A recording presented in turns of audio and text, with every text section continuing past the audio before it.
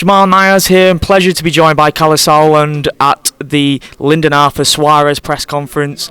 Another massive night here in Bolton for Lyndon Arthur, and I know he doesn't want to talk about it, but there are huge domestic fights on the horizon for him, aren't there? He doesn't want to look past fight night, which is completely understandable on fight week. Look, you know, the domestic scene is one thing. Friday night, live on Channel 5, we hope to capture the world title. Fully aware that there's a big international scene in this division. When you look at the likes of Bivol, Beterbiev, Canelo floating around,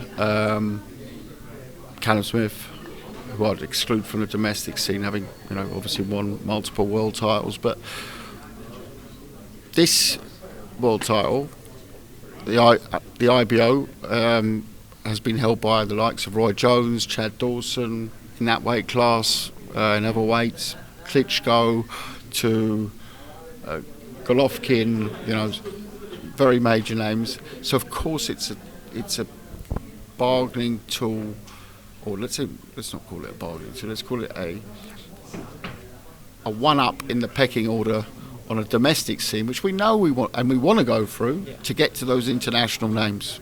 We're realistic about time, so those are the ones that we'll probably go for after this. I'm not saying if there was a fantastic offer to box Bivol tomorrow that Lyndon wouldn't want to do it. It's something we discuss with Pat and Lyndon. But ultimately, look, everyone's going to want to see those big domestic bust-ups, whether it's Anthony Yarde in the Trilogy, whether it's Dan Aziz, Joshua Buatsi. So yeah, they're all sitting there, aren't they? 100%, and the fights sell themselves, and they're massive for Lyndon's image in the country as well. If you had to choose from one of those fights that you just mentioned next, if you had the option of any of those, what would be the best option for yourself? I think as a storytelling part, of course, it would be Anthony Yarde, Trilogy fight, always something special in boxing, one apiece. He's just showed that he's just short of that international, level in terms of the Beterbiev fight, which is of course a tough name to face. But I think all these guys, Anthony Yarde as well, he can have another crack at it. I'm sure, and I do believe its domestic scene is the same as is on a level with the international one. It's just these fights in this country will be huge. So yeah, but we don't look past Friday night. We got an very tough Argentinian. There aren't many soft Argentinians, but rarely have I seen an Argentinian with a 90% knockout ratio. So Suarez is going to bring it. We know that. He's not here to make up numbers, and very similar records. So yeah, it's going to be an electric night. I know the Conor Benn situation has been talked to death, but there was that famous interview yesterday, Eddie Hearn, Simon Jordan, delving deep into it, and they'd mentioned that the Eubank fight is something that they still want. They want to have that. Obviously, British Boxing Board, they can't let that happen in the UK right now, so it would have to be in the US, UAE. If that offer comes to you, is that something that you would consider, or is it just completely off the table now? I mean, look, first of all, I haven't had a spare hour to look at the thing. I will look at it because I've heard it's cracking entertainment. But I've got 30 shows this year that we have to put on ourselves globally. So my time is a little scarce. But I've seen some of the quotes. Interesting stuff. Would we look at it? Of course. But. That's something that's down the road, and we'll look at it. When it comes about. Listen. We've said before that the situation that he's in at the moment, he can't box in the UK, Benn. That's one thing. Where would you put that fight on? I guess there's some options, but something we look at, of course.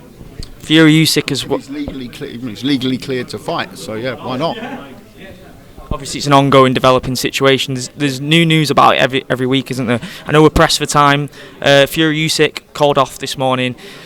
gutting for boxing fans, isn't it? Absolutely gutting. Well, is it called off? Because I've now seen reports just before the press conference that Frank's come out and said, no, it's going to happen.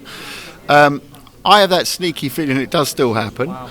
But if it does, if that's the path it takes, then it will have to happen in the next 24, 48 hours, because it's 5 weeks to go. I know it probably sells out in minutes, so I don't think that's the issue.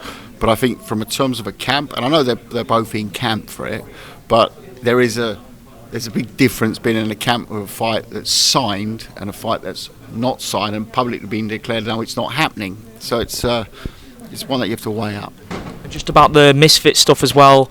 I know you spoke about the Francis Ngannou situation, hottest free agent in combat sports. I know Eddie's been speaking to him too. Are you guys going to be in a tug of war? I think everyone is speaking to him. You know, he's interested in becoming a boxer. Who's not going to be talking to him? We had a good discussion, but I think his priority. He wants to fight one of the big three names, as they see it, or let's say financially most interesting names. Of course, you know, Fury, AJ, Deontay Wilder. I've seen those names mentioned. We don't represent those names. I don't think he fancy Hrgovic in the first fight. So I think, you know, that's something that isn't really in our professional, let's say in our traditional boxing space, and in the Misfit space, it would be more something a little bit wilder. And that's not Deontay Wilder. I'm guessing that was a big hint. Right, I know we're pressed for time. We're getting the shoulder tap, but appreciate your time and looking forward to Friday night. Cool, mate. Thank you very much. Yeah.